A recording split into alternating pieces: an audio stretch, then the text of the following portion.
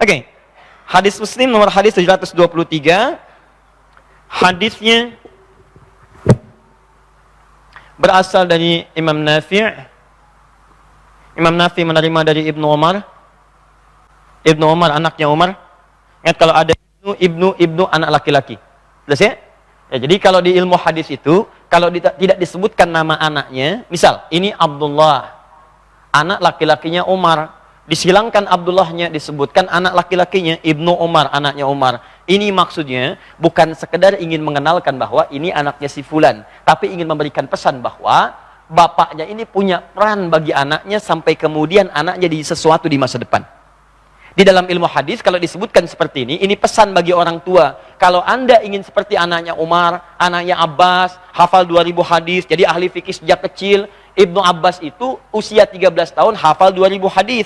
Ibnu Umar itu termasuk ada Ibnu Amr bin As, itu hafal masalah fikih sejak usia 9 tahun. Sudah hafal hadis, hafal Quran, hafal kitab-kitab fikih. Kalau Anda ingin seperti mereka, maka jadilah orang tua yang seperti Umar, seperti Abbas, dan seperti Amr bin As. Bagaimana caranya? Investasikan di antara anak Anda itu ada yang mendalami urusan agama, bukan hanya mengejar dunia. Itu poinnya.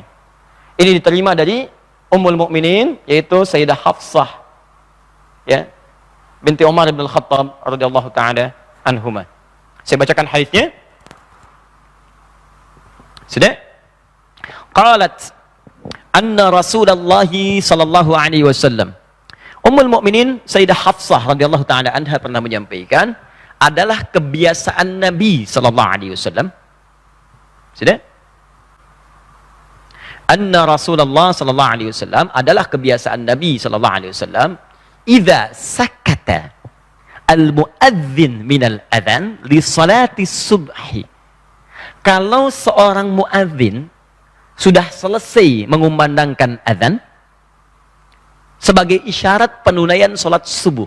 Nah, redaksi pertama, jika seorang muadzin sudah selesai mengumandangkan adzan, saya tuliskan ini urutannya selesai adzan. Li salatil subhi, sebagai isyarat penunaian salat subuh. Bima makna fassalla, atau di riwayat lain faraka'a rak'ataini khafifataini. Maka beliau kemudian setelah itu bergegas atau bersiap menunaikan 2 rakaat yang ringan sebelum subuh. 1, bergegas menunaikan 2 rakaat, ingat 2 rakaat, sifatnya ringan, dan disebutkan sebelum menunaikan sholat subuh. Jadi kita simpulkan terlebih dahulu, 1, hadis ini ingin memberikan gambaran yang pertama. Tahan sebentar. Persiapan Nabi sebelum subuh. Di pertemuan lalu kan kita sudah sampai kepada jeda sebelum subuh kan. Amalannya sudah kita bahas, sekarang tiba waktu subuhnya, adzan berkumandang. Ini artinya kita bisa jadikan adzan sebagai patokan, ini sudah paham, sebagai masuknya waktu sholat. Jadi kalau adzan sudah berkumandang, Allahu Akbar, kan? Ini menunjukkan waktu sholat sudah siap dan tiba untuk dimulai. Paham sampai sini? Nah, tapi yang paling menarik, ingat baik-baik, jika Anda ingin meniru kebiasaan Nabi, dalam situasi seperti apa Nabi kemudian ketika mendengar adzan itu sudah siap mengerjakan satu amalan, dalam situasi seperti apa? Sekarang buka dulu Quran surah kedua Al-Baqarah ayat 238. Paling kanan sebelah atas di mushaf. Quran surah kedua ayat 238. Ini cukup menarik nih ya.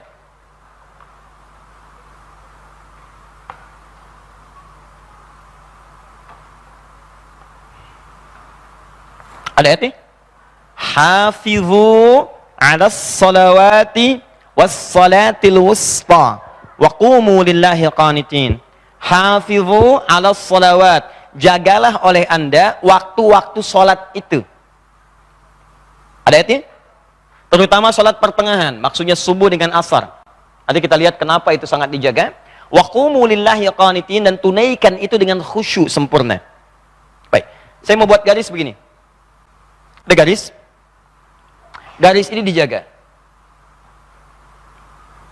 Baik, tahan sebentar. Kalau ada orang lewat, kemudian diberikan aturan, tidak boleh lewat garis ini. Tahan sebentar. Maka kalau ada orang lewat, penjaga ini memperkenankan lewat tidak? Tidak kan? Karena tidak boleh lewat kan? Baik, ini satu.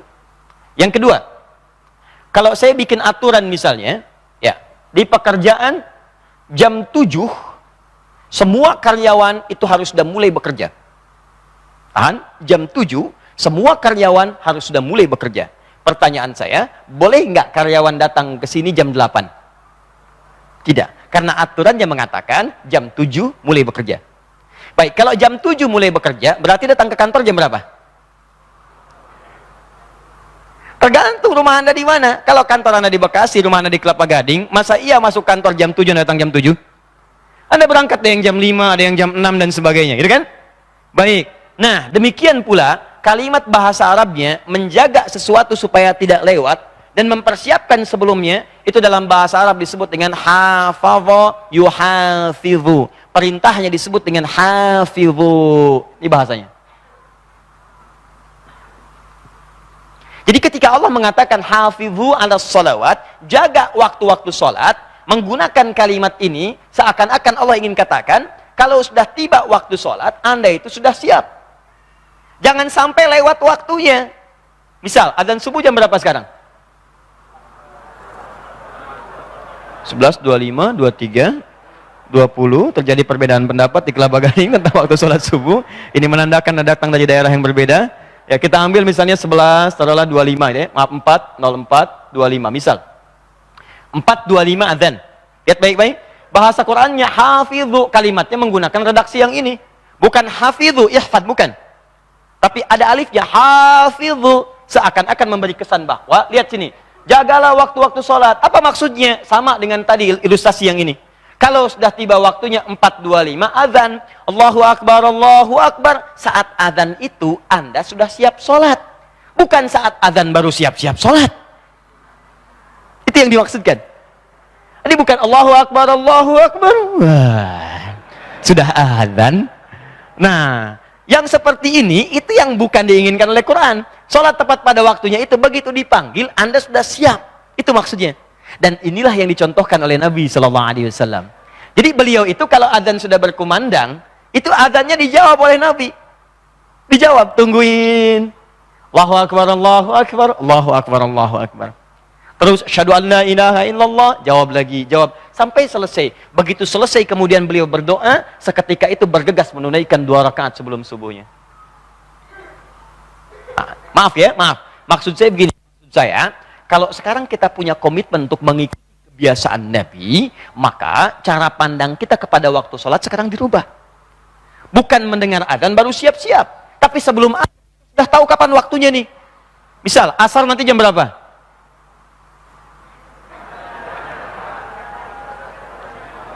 Ya. Maghrib jam berapa? Ya. Kembali ke subuh. Ini. Adzan subuh 4.25. Maka Anda bangun sebelum itu. Anda wudhu dulu, Anda siap-siap. Di begitu adzan subuh, Allahu Akbar, Allahu Akbar, Anda sudah punya kesiapan. Itu yang dimaksudkan mengikuti keteladanan Nabi SAW. Paham di sini? Nah, orang yang bisa seperti ini, satu, statusnya akan naik menjadi hamba yang dicintai Allah. Kedua, dia berpeluang dosanya diampuni oleh Allah Subhanahu wa taala. Diampuni dosa. Ketiga, Allah akan mengabulkan doanya ketika ia memohon kepada Allah. Yang ini ditemukan di Quran surah ketiga ayat 31. Yang tentang doa ditemukan di Quran surah kedua ayat 186. Maaf ya, ini bukan sekedar mengikuti kebiasaan Nabi. Tapi kalau Anda bisa lakukan ini, bukan sekedar Anda mengikuti kebiasaan Nabi, tapi ada 3 hal yang Anda dapatkan. Satu, Anda berpeluang dicintai oleh Allah. Yang kedua, kalau Allah sudah cintai, Anda berpeluang diampuni dosa-dosanya. Tahan sebentar. Ciri orang yang diampuni dosa, maka tubuhnya akan dijaga oleh Allah dari perbuatan maksiat. Dari ujung kepala sampai ujung kakinya. Dijaga betul. Jadi kalau Anda terbiasa seperti ini, mata salah lihat sedikit langsung dipalingkan. Lisan dijaga dari perkataan yang kotor. Kaki dilangkahkan pada yang baik-baik. Itu yang dimaksudkan dijaga oleh Allah dari perbuatan dosa dan diampuni dosa-dosanya. Jadi kalau Anda sering bertobat tapi tidak mampu menjaga tubuh Anda dari perbuatan maksiat, berarti tobat Anda belum sepenuhnya diterima oleh Allah Subhanahu wa taala. Itu keterangan terdapat di Quran surah keempat ayat 17 sampai 18.